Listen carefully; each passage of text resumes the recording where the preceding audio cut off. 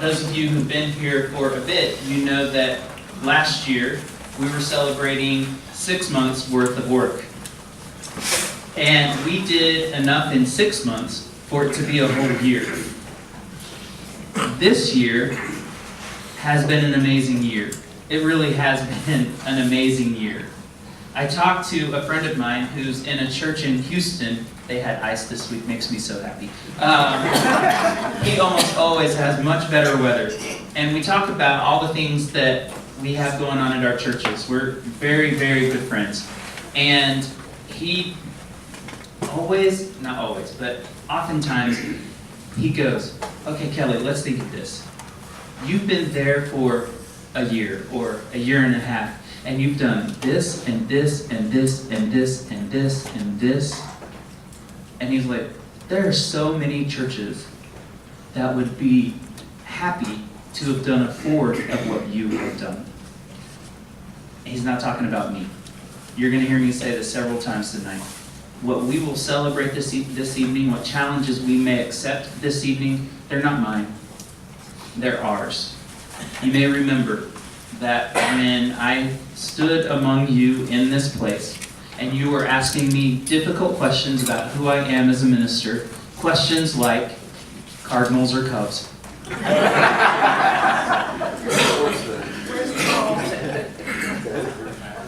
I shared with you that I believe in a type of ministry called shared ministry.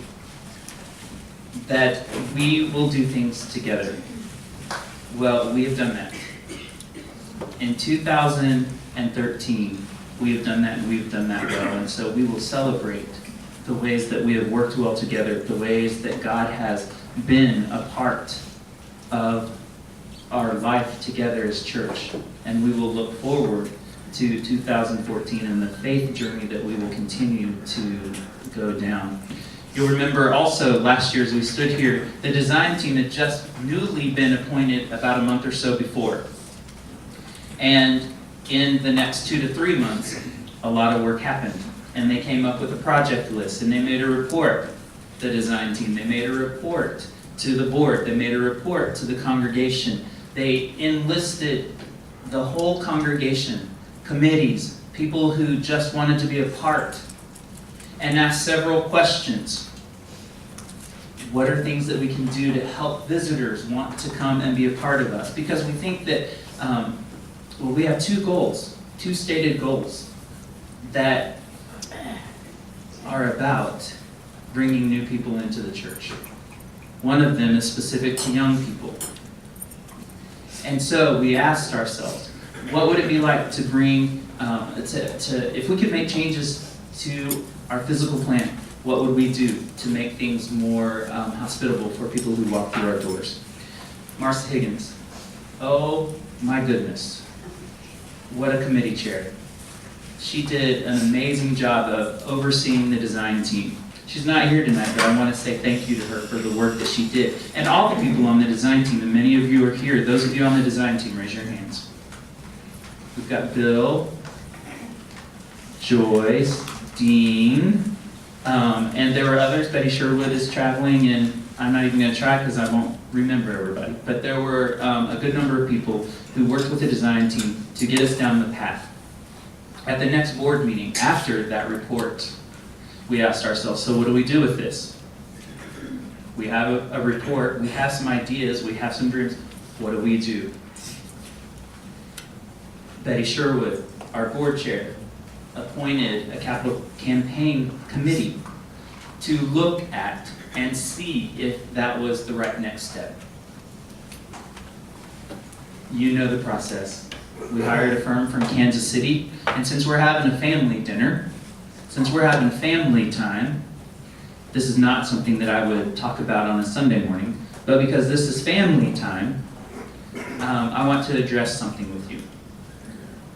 I know that there were some folks who wondered whether that was a good idea for us. I know that there are some folks who have wondered aloud with other folks whether that was a good idea for us. Was it wasted money? I want to remind you that I'm green, not ecologically speaking, although I try to be. I have never been a preaching minister before. I've never been a senior minister before. Got a lot of experience in the church. Been an associate minister and a youth minister for a lot of years. But never had I been a preaching minister who had ever run a capital campaign. It was an overwhelming situation, but I was willing to trust a committee who would say yay or nay, and I was willing to work as hard as I needed to work to make things happen for us, just as that whole committee was. When we went through the process, we prayed a lot about it. We thought a lot about it. And we asked ourselves ultimately, with help, and even with a fee, can we raise more than we could on our own? And to a person on the committee, that answer was yes.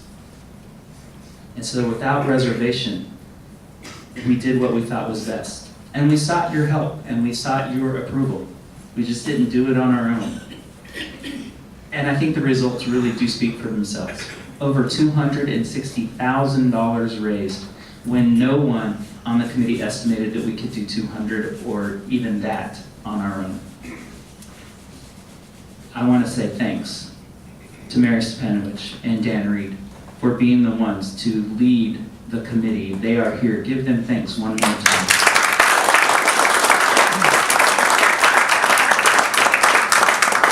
If you served in any capacity on the campaign leadership team, please raise your hand. I won't name everybody, but we want to see your faces one more time. Raise your hand, raise your hand, raise your hand. You know who you are. I'm going to start pointing people out. Eric Reed, raise your hand.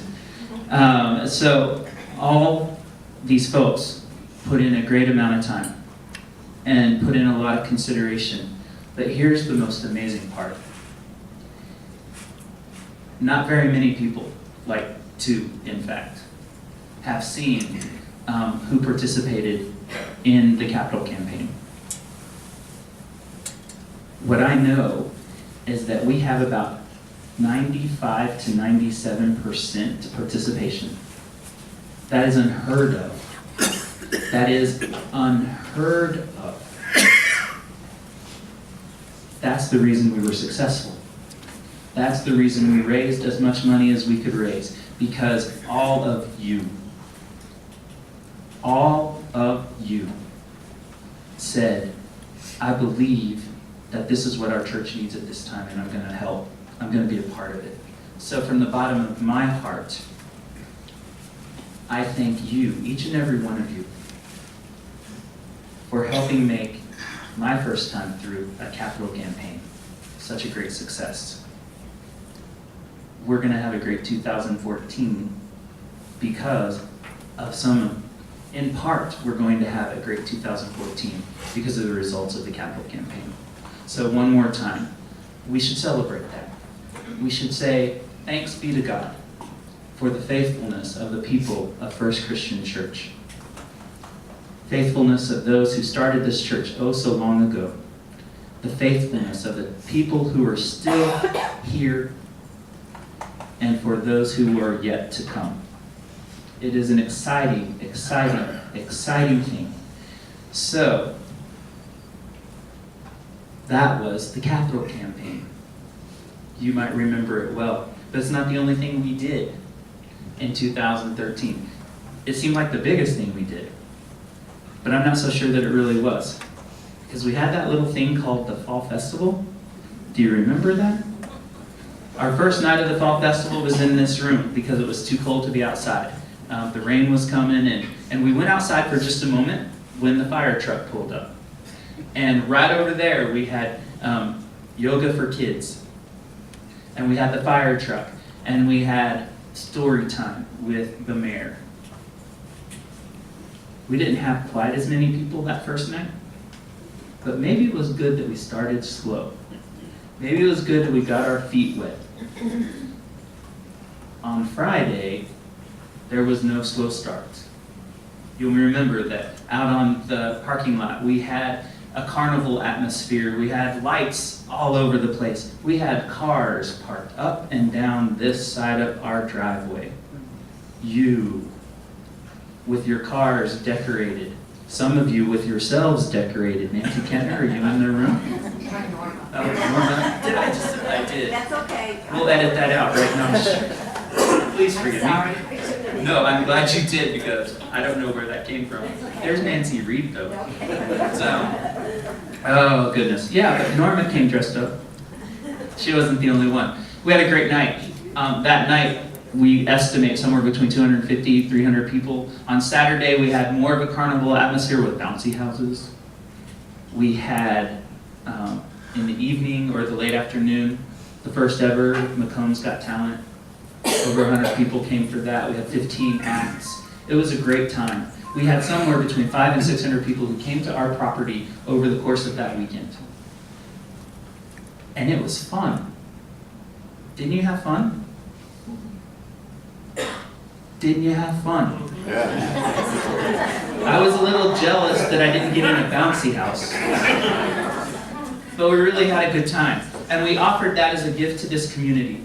We offered that as a gift to families so that they didn't have to pay for maybe some food over the course of that weekend. They didn't have to pay for family entertainment over the course of that weekend. We were able to celebrate a time in the life of our community and even in our country as we are in the fall, and do that in a way that other people in town aren't doing it.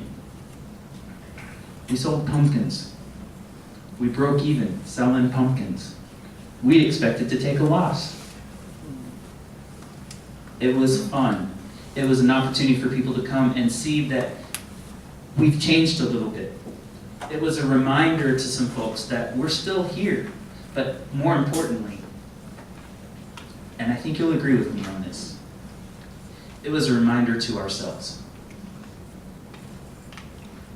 It was a reminder to ourselves.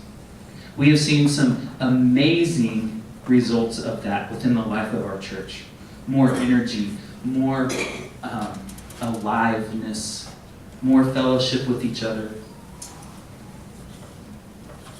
I will speak to that a little bit more later, but remember some of that. Other types of accomplishments in 2013. We had Wednesday night in Advent. Opportunity for children to go upstairs, opportunities for youth and adults to stay down here and to have some good conversation. We average probably around 35. We had, one night 30, one night 40, and somewhere in between the next night. But it was a good time to kind of just do what Advent is supposed to do, which is to prepare us for the birth of the Christ. We were able to have good conversation, to be able to share, sometimes even share tears with those at our table, and just to look at scriptures that we don't normally look at necessarily, to remind ourselves that this birth of the Christ, even though we celebrate it every year, means something new to us every year. And that there were things that happened, they just didn't show up in Bethlehem. There were things that happened along the way. So it was great to be able to come here and be with each other and to sit around tables and to eat some soup and to share scripture.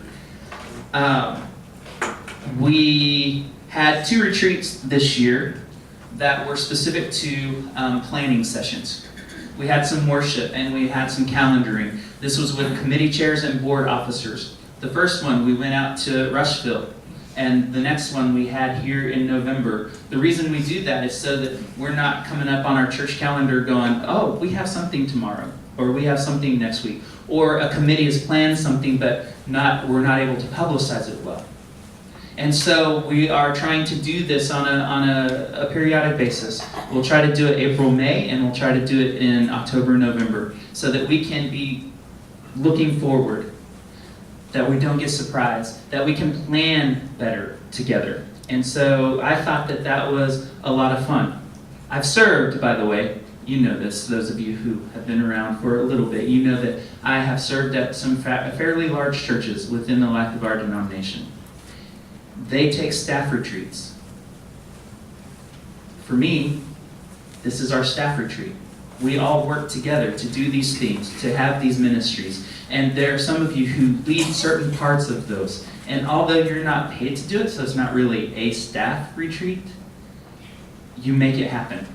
And so for all the committee chairs last year, for the committee chairs this year, I'm very grateful for your work and for your leadership. And so I look forward to continuing having these staff meetings moving forward this year.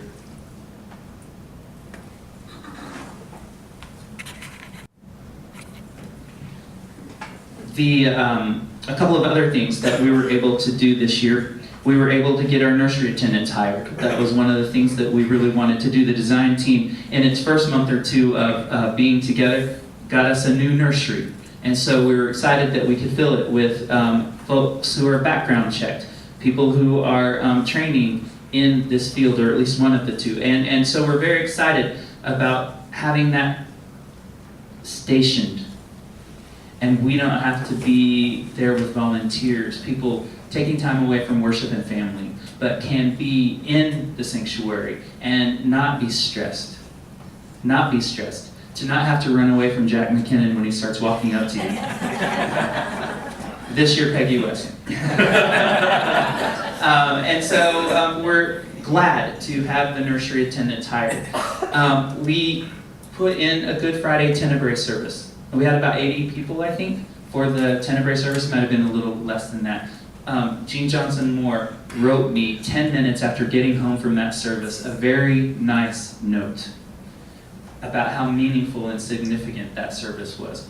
As we prepare for the birth, we also have opportunities to prepare for the death and resurrection. And so I'm hoping that more of us will take opportunities to be at our Maundy Thursday service, which we will host here at our church this year. And that we will then turn around the next night and have our Good Friday service. And then we'll have our Easter service. That service, which was the Coopers' first time to come and visit us, I believe. And here you are still. We love having you. And so we look forward to the Tenebrae service. We also created with the Stephen Ministers a memorial service in May to honor the families and the memories of people who have passed in the last year. Last year we actually did like 2.5 years, because it had been a while since we had done anything like that. This year we will again do that in May. And it's not just a service for the families of those who have passed. Of course we want those folks to come and be a part of that service, but it's our church family. All are welcome to that service. It was a nice night of being together and remembering faith in the death process, remembering hope when there only seems hopelessness, to remember that there's life even in loss. And so I'm hopeful that more people will come that night to remember those who are our loved ones, who are a part of our congregation. We were able to have a youth mission trip to Indy and had a great time with that. We held a Special Olympics party here during Christmas, and that was absolutely fun. We're going to hold another one of those Special Olympics parties in April, and more people are invited. You can't imagine the joy that we felt in that room that night, just watching people be together. Santa Claus came in like Elvis in the 50s. It was awesome. And if you want to see Jan Rockwell draw in a heartbeat, you have to come to the Christmas party next year, because she was helping us with part of that. It was really great fun. We have begun to record our worship services with video and put them on the web. And so thanks to Tim Adams for his particular help with all of that, because he is a great friend to help that. Elizabeth Bailey helped us on Christmas Eve, and I know that others have helped along the way, but Tim has been a major part of that. And so, Tim, thank you for helping us get filmed and uploaded onto the web. I don't know if you have sent people to see our services on the web. I know that there are people in Oklahoma who occasionally go there. So my family is exceedingly happy, but it is an opportunity for us to continue to let people know. And people are going to look. We have a new website. Thanks to Ann Ingersoll and committee, Tim, I think, and Josh, yes. We have a new website. People go to the website before they come to our church. That may surprise some. For others, it may be like standard operating procedure these days. But it's happened. We've had people who have gone to the website before coming here, and the website looks great. If you haven't gone to the website, you need to go. You need to be able to help people navigate that from time to time, to just be able to say, oh yes, this is here, and oh, here's where you can find that, and just familiarize yourself with that.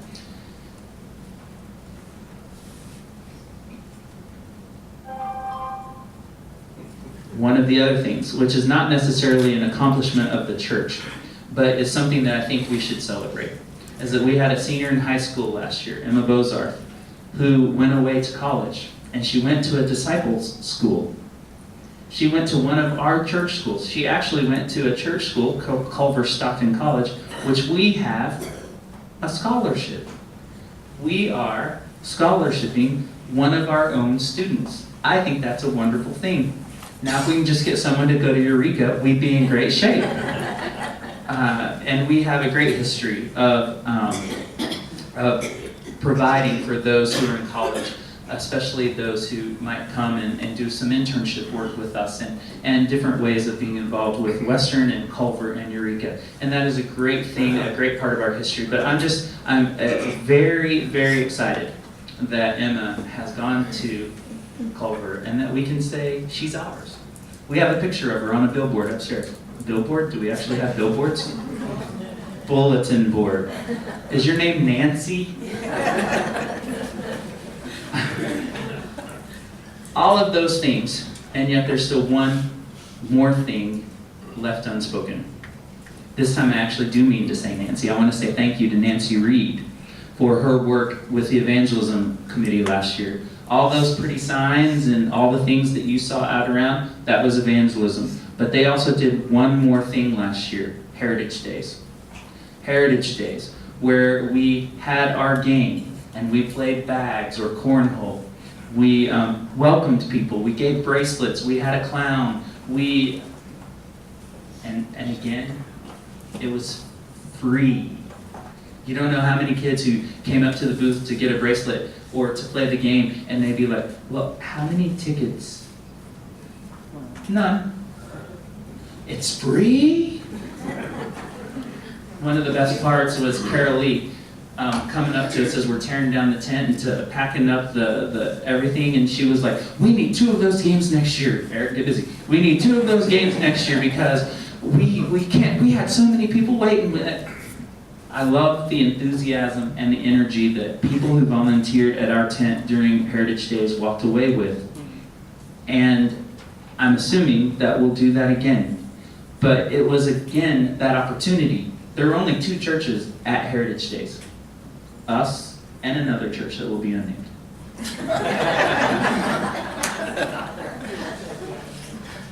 It's an opportunity, just like the Fall Festival, to say to the people of this community, we're here. We want you to know that we're here. It's the reason we have these name tags. It's the reason we have this new logo.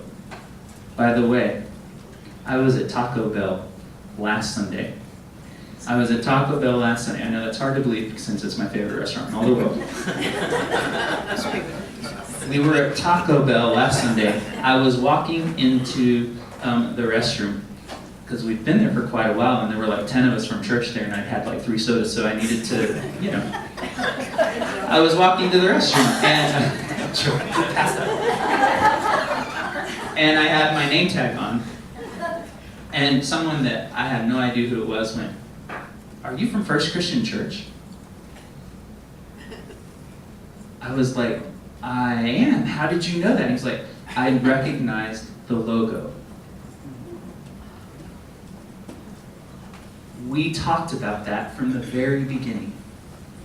We want to brand ourselves so that when people see this beautiful logo, they know exactly who we are.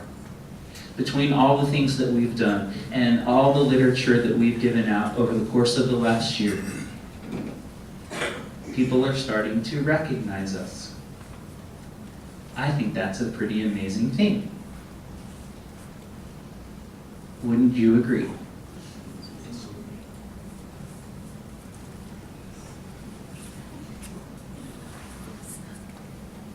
One of the other things that I want to share with you is that I asked our Christian Outreach and Action Committee to start tracking the number of volunteer hours that we've put in as a church. And in 2013, we recorded 1,216 volunteer hours.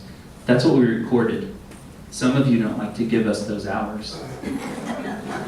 Some of you are too humble, actually, to give us those hours. I don't want to be recognized for that. I love that. I love that. It's important for us to be able to track those hours. We don't want to track the individuals. We want to track the hours. We want to know what it takes for us to be church. We want to be able to share that, and we want to, a year from now, celebrate the work that we've done together, not for ourselves, but for our God. We have 1,216 hours of people who have faithful witness and service to their God through this church. That's a pretty amazing number. It's a pretty amazing number. And those volunteer hours come in all of those ways that we've talked about, through all those programs and ministries that we've done together, as well as teaching Sunday school, as well as preparing mailings, as well as folding newsletters and bulletins. And the list goes on and on and on. It goes on and on and on. I should also mention one other really good thing that happened during 2013. We've already, for 7 or 8 years, we've done the Festival of the Creche, but this year our Disciple of Women added a wrinkle, and they invited other churches and their women's groups to come and be a part of a luncheon and for an opportunity to go up and share in the creche. How many women did we have, Joyce? We had 48. 48 from 4 churches? No, we had 3 churches, and there was like probably 18 from the 3, and then the rest was from our church. So, isn't that cool? I love that idea. That's Joyce thinking and getting people on board, and that's our women saying, that would be a great idea. Maybe we should extend that hospitality to other people. Love it. I love it, I love it, I love it. Moving forward, going into 2014, what are some of the things that we're going to do in 2014? Well, before I go into 2014, maybe I should just stop for a moment and ask, are there any questions so far? Or any comments even? You like the sound of my voice that much? Or are you like, nope, just keep going, someone get out of here. I've had the food, let's go. All right, so in 2014, one of the obvious things that will happen for us is that we're going to try to work on the projects that we have raised funds for. So Property Committee, led by Dave Kentner, will begin to prioritize those projects. They'll begin to figure out how we are going to move from point A to point Z. And they're going to have some help. It's not going to be just the Property Committee by themselves. They have enough work to do on their own. The day-to-day running of this physical plant is tough. And so Dave's committee will focus on that. They will have to do some of the other stuff, but they're going to have some help. I want to say, you don't know this. Most of you don't know this. This is brand new news to you. Rod Berg, raise your hand, and Mike Drake are going to assist our property committee with the projects. If we did not have these two who said yes at a Christmas party, I may have gotten them at a good time. That's right. They said yes to being basically like construction managers for us. And if we didn't have them step up to do that, we would have had to have hired someone, because it's too big a task for a committee who has a regular job to do to stay on top of that. So these two are going to represent our church to the contractors. If they don't show up for work, they're going to call. If they seem to be getting behind schedule, they're going to call. If they seem to be doing well, they're going to compliment. And they're going to represent us to all the people who are going to come through our doors over the course of this next year to help us get to where we've been dreaming about being for at least a year now. And so I'm thankful to Rod and Mike, as I am sure you are. Should we say thanks to them? They're never going to know once we start back up here. All right. So also going forward in 2014, we're going to ask ourselves these questions. How long will it take to get the work done? My answer to you is be patient. Have you ever had a renovation project in your home or in your business that didn't take twice as long as they said it was going to? You know that they're going to give us a time frame, and then you just need to add time to it. It's going to happen that way. We eventually will have to move out of our sanctuary. When we're ready to start doing that part of the project, we're going to have to move out of the sanctuary. We're going to have to answer questions like, where will we worship? Will we come down here? The Baptists are supposed to be moving to a new place. They have an organ. Who knows? We don't have any answers to those questions right now. We will all work together. We will share information. We will have good conversation, and we will figure out what is the best process for us to have worship. If we were to come down here, it's going to be pretty tight, actually. We'll talk about why it's going to be pretty tight in just a few minutes still. I'm going to dangle that carrot out in front of me for as long as I can. But if we come here, things will be different. Things will be awkward sometimes. It will be tight. It's the price we'll have to pay to do the renovations that we've dreamed about for so long. And I hope you are as excited about those renovations as I am.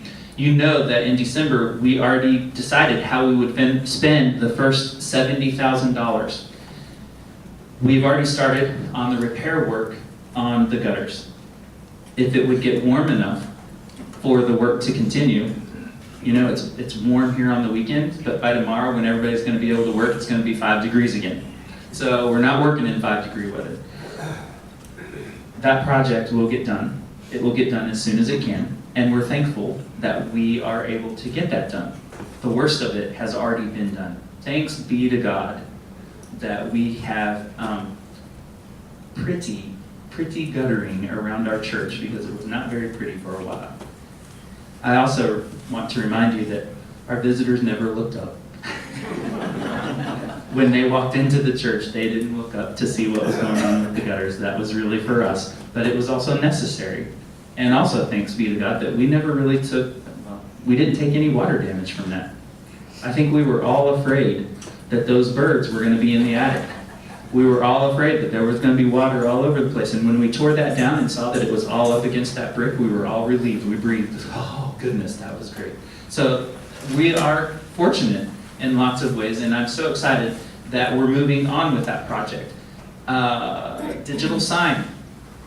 We've had a committee, a subcommittee of the property team meeting. Ann Ingersoll's chairing. Larry Loop is on it. Dave Kentner is on it. We've met with people from different places with signs. They're going to approve a sign tomorrow night.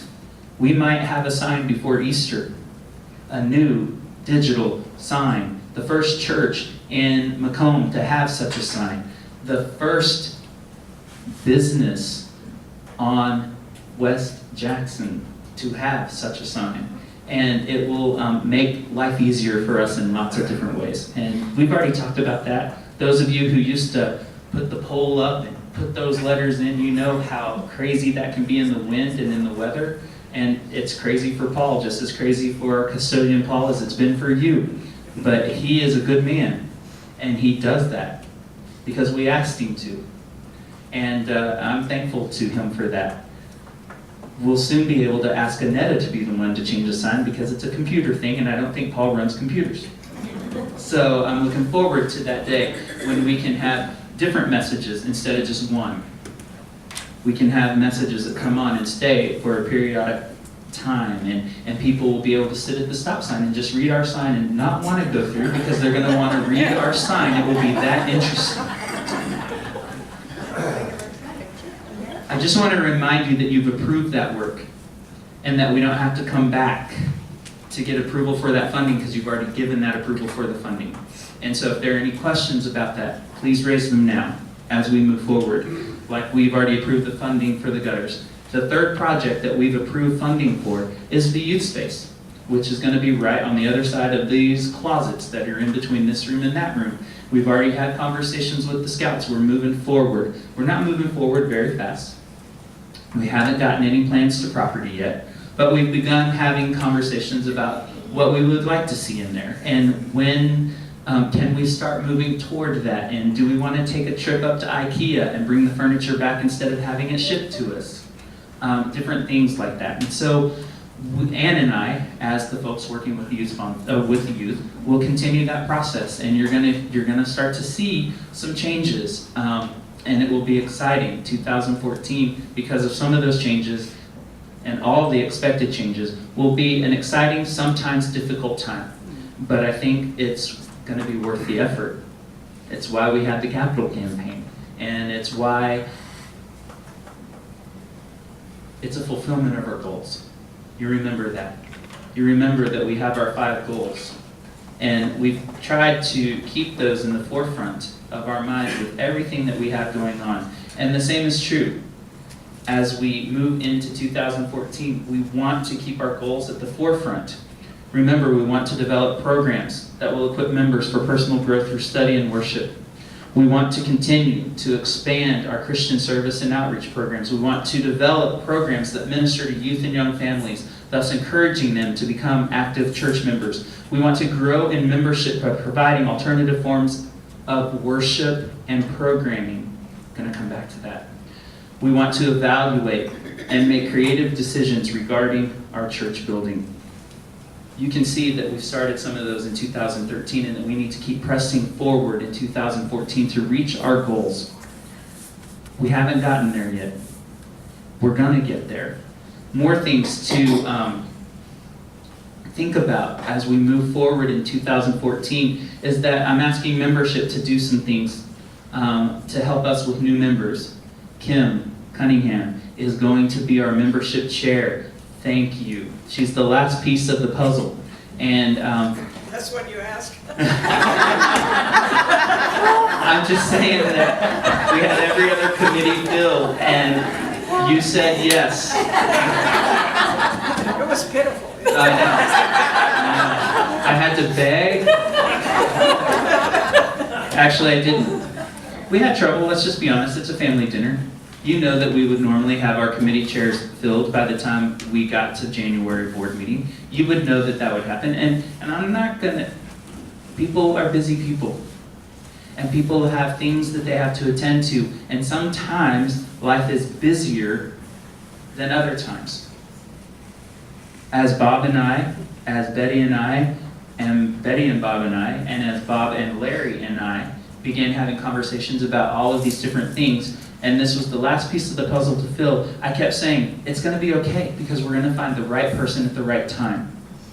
There are some people whose lives are just too crazy to be able to take a committee chair right now. Some of them said, but I'll help out. I can't be the chair, but I can do this, I can do that. That's just as important to me as anything. Serving a committee should not be a difficult thing. Serving a committee should be something that you look forward to as a way of using your gifts and abilities to live out your faith. That's what I want. I don't want people just to fill committees because we need people, and I don't want people to be duty-bound to be on a committee. By the way, all of you have gifts and abilities, and all of you can be on a committee. We have lots of work to do, and we need lots of people to get that done. No longer are we committees of 2 and 3. We're committees of 6 and 7 because we have work to do, and it's good work.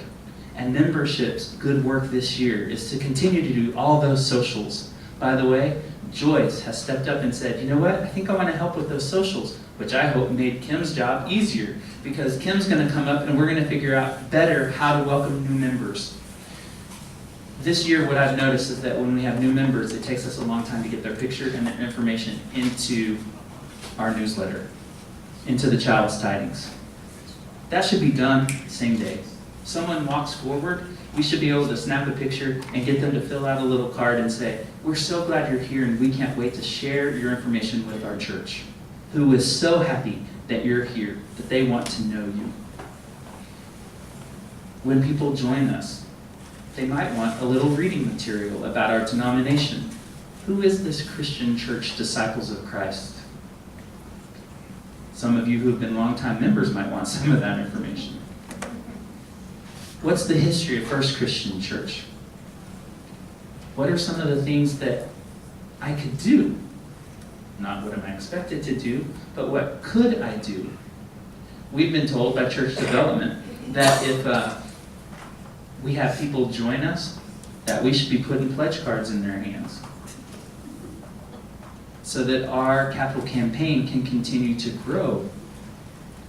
We won't be forceful about it, but the information about the capital campaign can be part of a new member packet. So that's what membership is going to do. Education, chaired by Peggy West. I don't see Jack tonight, right?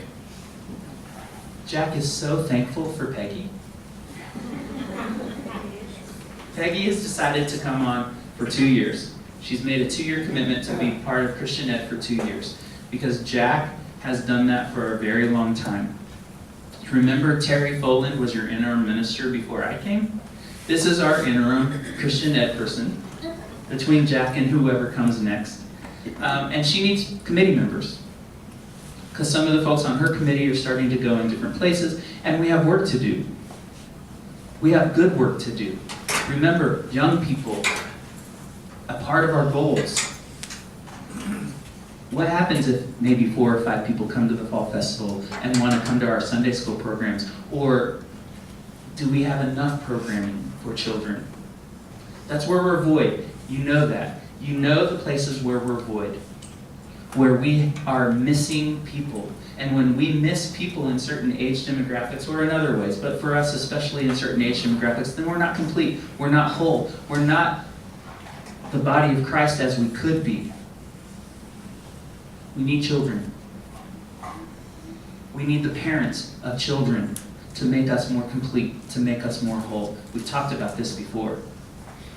It's a goal for us in 2014 that JYF, Junior Youth Fellowship, ages, grades 3rd through 5th, we're going to try some things with them to try to remind them that as they graduate from 5th grade and go into 6th grade, that they'll be graduating into youth ministry. And youth ministry happens not just on Sunday morning, but they go on retreats and they have walk-ins and they have parties and they have Sunday night fellowship.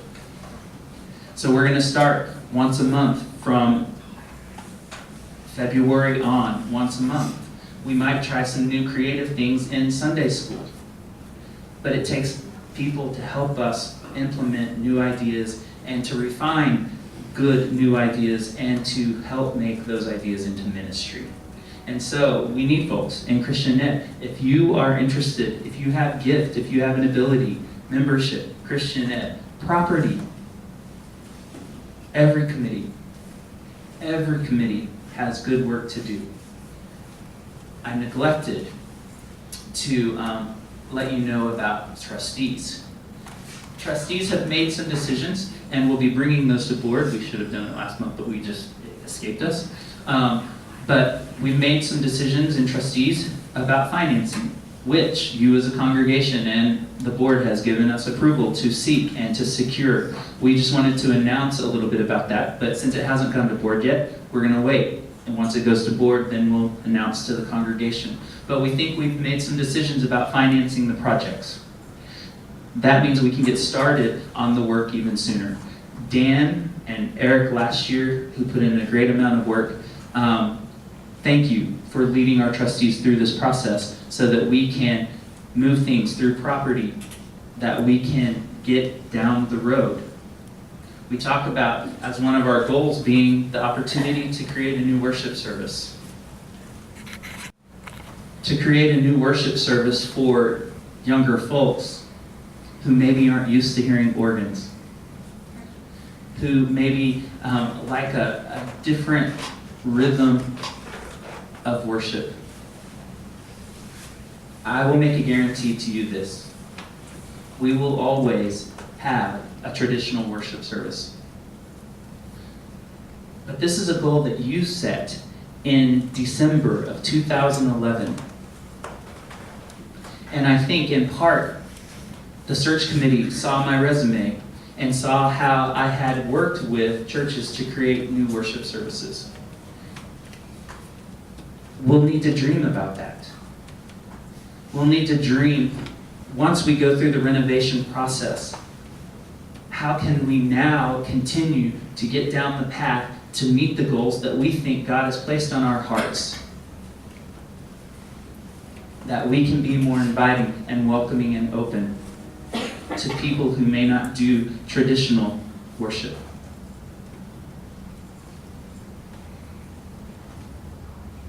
It'll be a good conversation. It will be a good process. We will always have a traditional worship service at First Christian Church. You hear that? You hear that? If we do anything with new worship, it will be a new service to bring in new people. It won't be to edge out. It won't be to take over. It's not that. That's not what you want. That's not what I want. You hear this. I'm hoping you hear this as a way to fulfill goals that you set prior to you knowing that I would be your minister. I'm going to keep you remembering that. I have said in some circles that these goals that you've set, I feel like I've been hired to help you reach them, and that you're going to hold me accountable to help you reach them. So I just hope I'm doing my job, because I know you're doing yours. You are wonderful in all the things that we have going on. Other types of ministries that we are looking forward to. There's a possibility of a mission trip during spring break in March to Washington, Illinois, intergenerational. It will be spring break for youth and college people. It might be a good chance for a couple of folks to be able to get away. We're still in the detail process of that. We know that we can stay for free at Eureka College. We know that we can cook meals at First Christian Church of Eureka. Is it First Christian Church of Eureka? First, they used to go there. That's why I looked at them. Is it Eureka Christian or First Christian? Eureka Christian. That's what I thought. Eureka Christian. And so the cost might be minimal for us to be able to take that trip. We'd be working with all the churches in Washington have gotten together, and they're running things through one church in Washington. And so we've already been in contact with them. We were saying, hey, can we reserve some space? And they were like, we're not planning that far out. Give us a call in the first week of February. So we'll get the information to you as quickly as we can, but if you're interested in going on a mission trip and staying in a dorm at Eureka and going to help people in need, if you don't feel like you can do that work, but you can cook and come and watch, we need all different types of people to make this mission trip successful. Everybody has gifts and abilities. You can do this. We look forward to maybe getting a mission trip off the ground for adults from our church.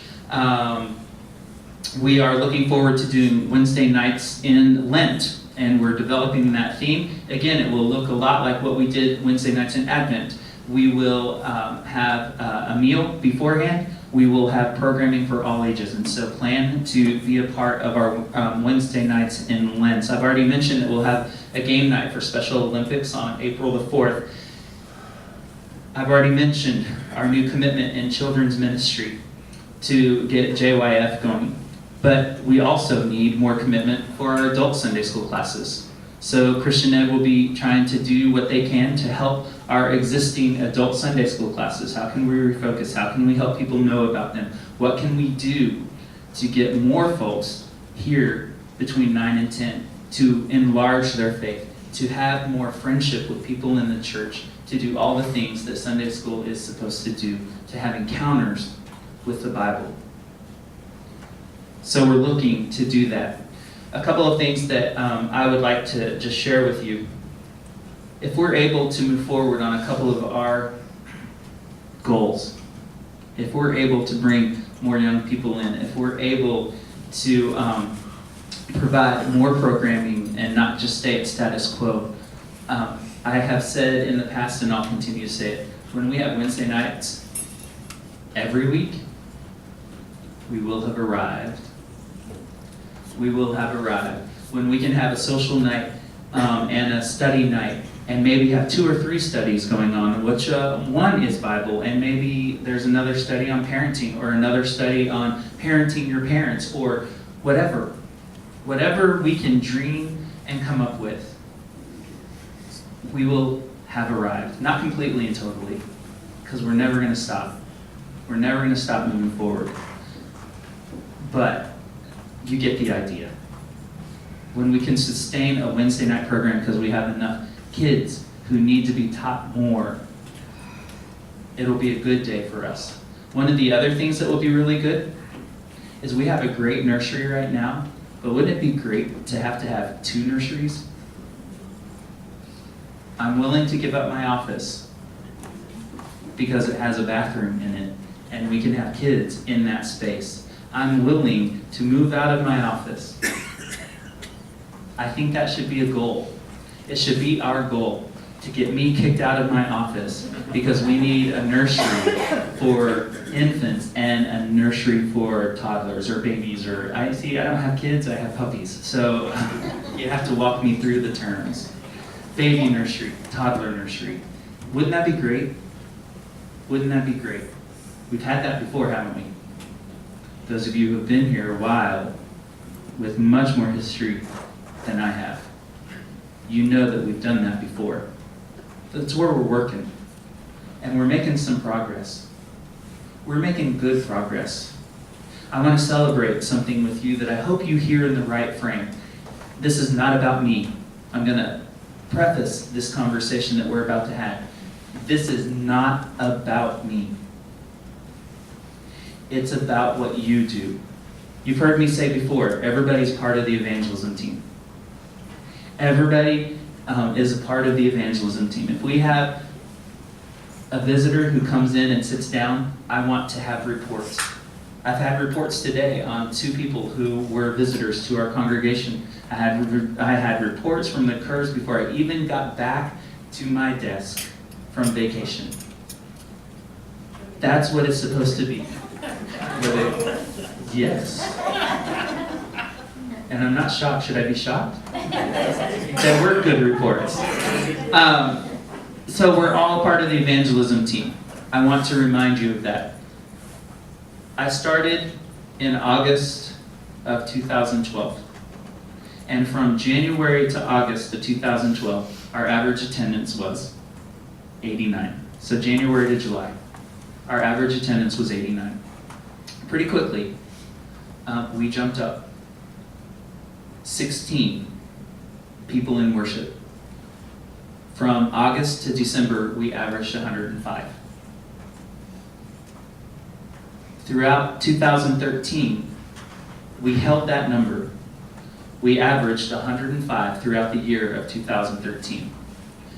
But I want to share it. This is that carrot I've been dangling in front of you all night.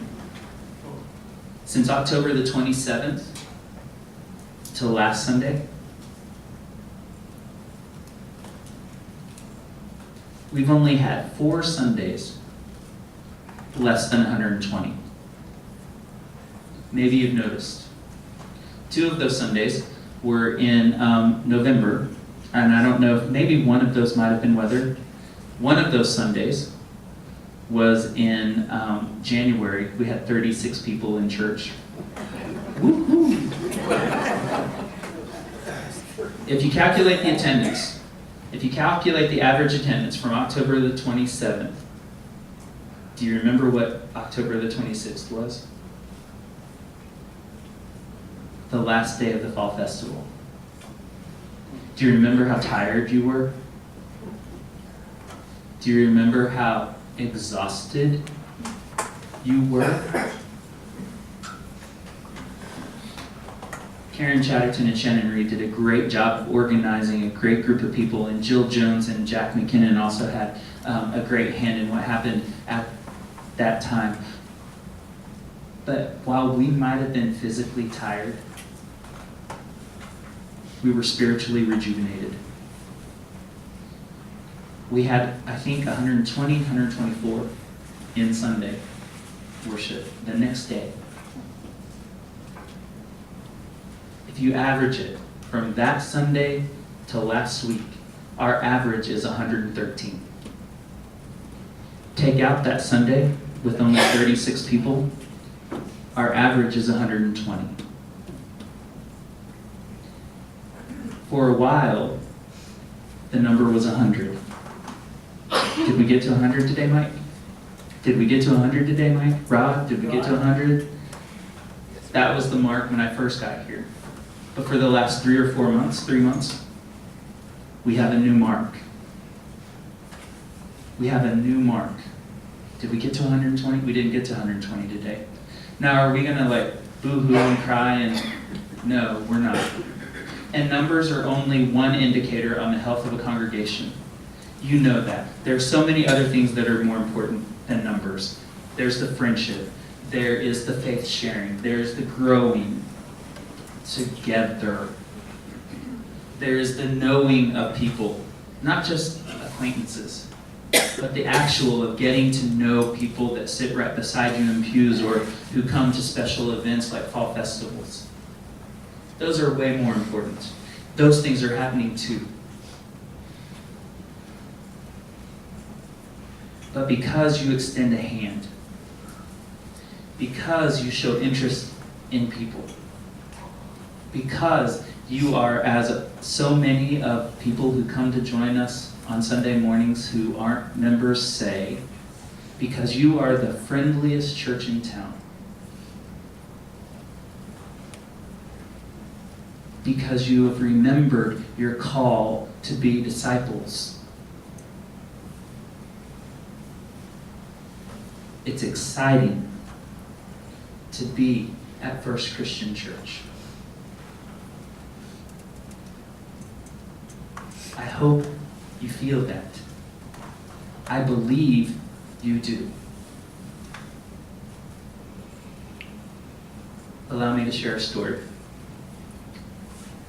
about a football game between the big animals and the small animals. This is a joke I heard when I was a teenager. It was the first half and the big animals were winning. Hand the ball off to the elephant up the middle, touchdown. Give the ball to the rhino around the left end, touchdown. The small animals could do nothing to stop the big animals, and the coach was getting very exasperated. Finally, halftime came. They were losing by like 35 points. The second half begins. They hand the ball off to the elephant. Boom! Tackled by the centipede. Hand the ball off to the rhino going around the left side. Crash! Tackled by the centipede.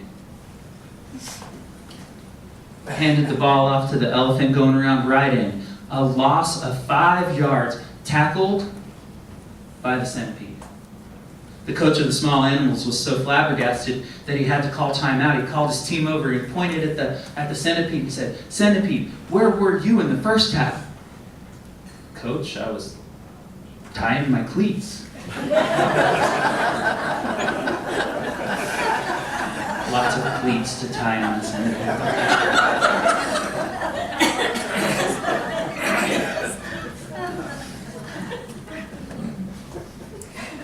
I feel like we just got out of the locker room with our shoes tied and we're hitting the ground running.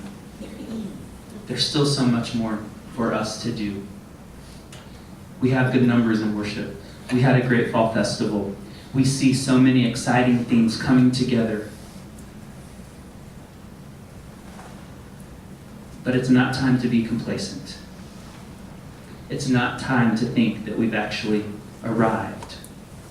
We've addressed that we have folks that aren't a part of our church that could be a part of our church still. We've addressed that we have so much more to do. If God is not complacent, then as followers, we cannot be either.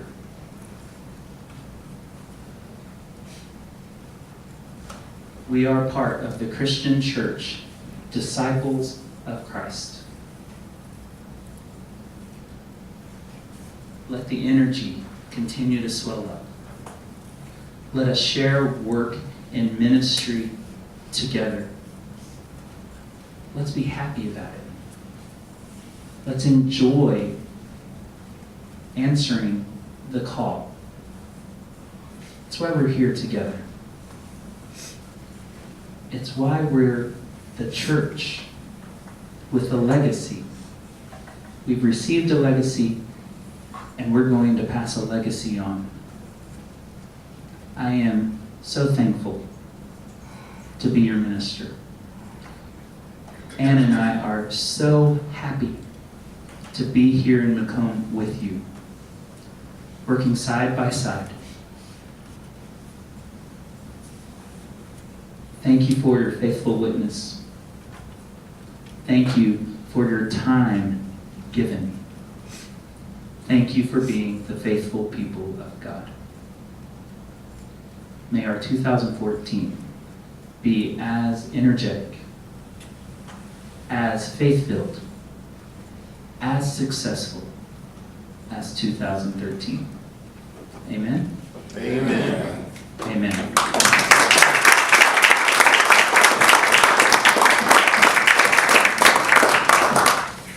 To tell about what you did all year, and I can't imagine that you'd expect God to be thanked for that much work in 45 seconds. So anyhow, a couple of things. Kim, if it'll give you any comfort, even though you were the 17th person called, there were 16 people called ahead of you that refused to take on the chairship, but they all said they'd help. So you could have the largest committee in the church. So having said that, and many of you have heard me on occasion stand up in front and say how much I care for this church and how much I love this church. And I've said I couldn't imagine driving around this corner and not being part of this church. So when I go by this church, I stop to visit. So when they carry me in feet first, God won't have to ask, who is it? So let's bow our heads, please. Eternal and holy God, we've just got endless things to thank you for, but we thank you especially for Kelly and Ann to come here. We thank you for their vision, their leadership, their enthusiasm. And we're all so grateful just to be part of an exciting church. We're learning all every day. For the last 2 weeks, we've had sermons talking about discipleship. And that's our responsibility, to be disciples. So help us reach out to everyone in this community and show them what it is to be a great disciple. In your Son Jesus' name I pray, amen.